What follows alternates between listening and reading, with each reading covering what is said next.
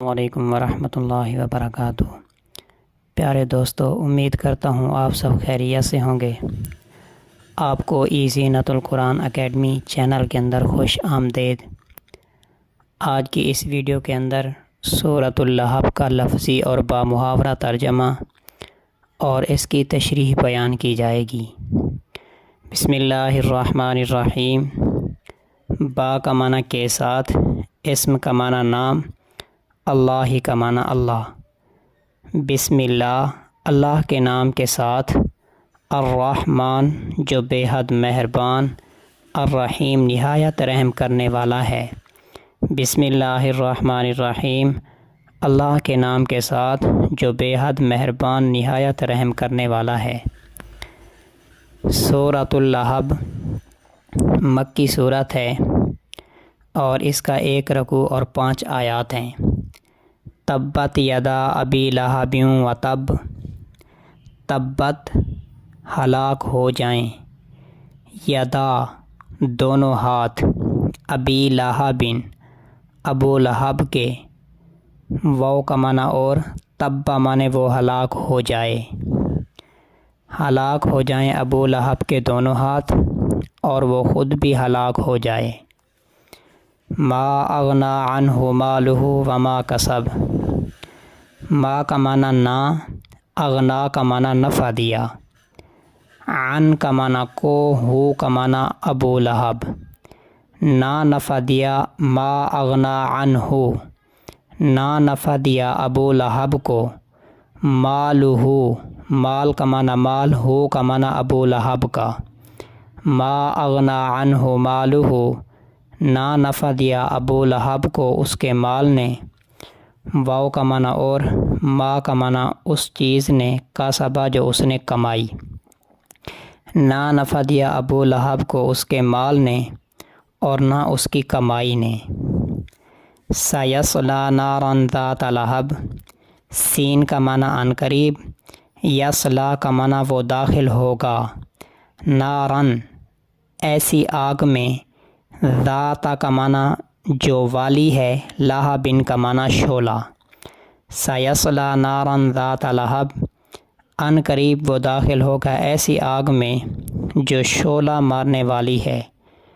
وامرأتہ حمالۃ الحطب، واو کا معنی اور، امرأت معنی بیوی، ہو کا معنی ابو لہب کی، وامرأتہ اور ابو لہب کی بیوی بھی، حمالۃ جو اٹھانے والی ہے، الحطب لکڑیوں کی گٹھڑی، وامرأتہ حمالۃ الحطب اور اس کی بیوی بھی جو لکڑیاں اٹھانے والی ہے۔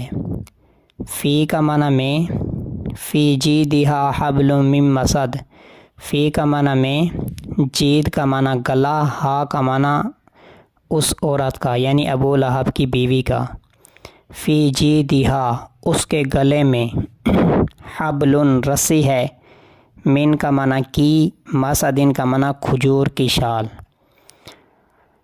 اس کی گردن میں رسی ہے کھجور کی چھال کی۔ سورۃ اللہب کی تشریح۔ سیدنا محمد الرسول اللہ صلی اللہ علیہ وسلم کے والد یعنی حضرت عبداللہ، ان کے 10 بھائی تھے۔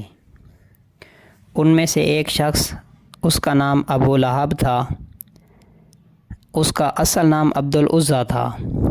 جب رسول اللہ صلی اللہ علیہ وسلم نے اپنی نبوت کا اظہار فرمایا تو قریش مکہ میں سے جن لوگوں نے آپ صلی اللہ علیہ وسلم کو بہت زیادہ تکلیفیں دیں اور آپ کی دشمنی پر کمر باندھی، ان میں سے ایک ابو لہب بھی تھا۔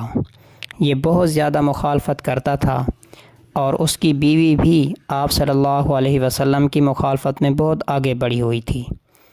جب اللہ تبارک و تعالیٰ نے حضور اکرم صلی اللہ علیہ وسلم پر سورۃ الشعراء کی یہ آیت اتاری کہ وَأَنذِرْ عَشِيرَتَكَ الْأَقْرَبِينَ، کہ اے پیغمبر آپ اپنے قریبی رشتہ داروں کو ڈرائیے، تو نبی کریم صلی اللہ علیہ وسلم صفا پہاڑ پر تشریف لے گئے اور قریش کے قبیلوں کو نام لے لے کر پکارتے رہے کہ اے بنی عدی ادھر آؤ، اے بنی فہر ادھر آؤ۔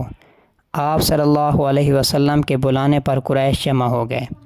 انہوں نے اتنا اہتمام کیا کہ جو شخص خود نہیں آ سکتا تھا اس نے اپنی جگہ کسی دوسرے شخص کو بھیج دیا جو وہاں حاضر ہو کر آپ صلی اللہ علیہ وسلم کی بات سن لے۔ حاضر ہونے والوں میں سے ابو لہب بھی تھا۔ آپ صلی اللہ علیہ وسلم نے فرمایا کہ تم لوگ یہ بتاؤ، اگر میں تمہیں یہ خبر دوں کہ یہاں قریب ہی وادی کے اندر ایک لشکر ہے جو گھوڑوں پر سوار ہے، صبح ہوتے ہی تمہارے اوپر وہ حملہ کر دے گا، تو کیا تم میری بات کی تصدیق کرو گے؟ سب نے کہا ہاں، ہم تصدیق کریں گے۔ ہم آپ کے بارے میں یہی تجربہ کرتے آئے ہیں کہ آپ نے کبھی جھوٹ نہیں بولا، ہمیشہ سچ بولتے ہیں، لہذا جب اگر آپ کہیں کہ اس پہاڑ کے پیچھے لشکر ہے اور ہم جا کر اپنی آنکھوں سے دیکھ لیں کہ وہاں پر لشکر نہیں ہے، تب بھی اپنی آنکھوں کو جھٹلائیں گے، آپ صلی اللہ علیہ وسلم کو نہیں جھٹلائیں گے۔ جب آپ صلی اللہ علیہ وسلم نے یہ جواب سن لیا تو آپ صلی اللہ علیہ وسلم نے فرمایا کہ میں تمہیں اللہ رب العزت کے عذاب سے ڈراتا ہوں اور اس بات کی تمہیں تلقین کرتا ہوں کہ تم اللہ پر ایمان لاؤ اور مجھے محمد الرسول اللہ صلی اللہ علیہ وسلم کو اللہ پاک کا رسول مان لو۔ سورۃ اللہب کی تشریح ہے جو صحیح بخاری کے اندر ہے۔ پھر آپ صلی اللہ علیہ وسلم نے سب کا نام لے لے کر موت کے بعد کے لیے فکر مند ہونے کی دعوت دی اور فرمایا کہ اپنی جانوں کو خرید لو، یعنی ایسے اعمال اختیار کرو جن کی وجہ سے دوزخ کے عذاب سے بچ جاؤ۔ میں تمہیں اللہ کے عذاب سے چھڑانے کے بارے میں کچھ بھی فائدہ نہیں دے سکتا۔ اے بنو عبد مناف، میں تمہیں اللہ کے عذاب سے نہیں چھڑا سکتا۔ اے عباس عبد المطلب کے بیٹے، میں تمہیں اللہ کے عذاب سے نہیں چھڑا سکتا۔ اے صفیہ رسول اللہ صلی اللہ علیہ وسلم کی پھوپھی، میں تمہیں اللہ کے عذاب سے نہیں چھڑا سکتا۔ اے فاطمہ بنت محمد، مجھ سے جو چاہیے میرے مال میں سے طلب کر لے، میں تمہیں اللہ کے عذاب سے قیامت کے دن نہیں چھڑا سکوں گا۔ آپ صلی اللہ علیہ وسلم نے تمام حاضرین کو خطاب کرتے ہوئے یوں فرمایا، ان ہوا الا نذیر لکم بین یدی عذاب شدید، میں تمہیں پہلے سے عذاب شدید سے ڈرا رہا ہوں، اگر تم نے میری بات نہ مانی تو سخت عذاب میں مبتلا ہو جاؤ گے۔ یہ سن کر ابو لہب بول پڑے، انہوں نے کہا تبا لکا سائر الیوم، اے پیغمبر آپ کے لیے ہلاکت ہو، کیا تو نے ہمیں اس بات کے لیے جمع کیا تھا؟ جب اس نے یہ بات کہی تو اللہ پاک نے حضور اکرم صلی اللہ علیہ وسلم پر آیات اتاریں، تبت یدا ابی لہب وتب ما اغنی عنہ مالہ وما کسب۔ تو یہ اس سورت کا شان نزول ہے جو صحیح بخاری صفحہ نمبر 702 جلد دوم کے اندر لکھا ہوا ہے۔ تو جب ابو لہب نے حضور اکرم صلی اللہ علیہ وسلم کی گستاخی کی تو اللہ تبارک و تعالیٰ نے پہلے ہی خبر دے دی کہ وہ ہلاک ہوا اور یہ فرمایا کہ یہ جلنے والی آگ میں داخل ہوگا۔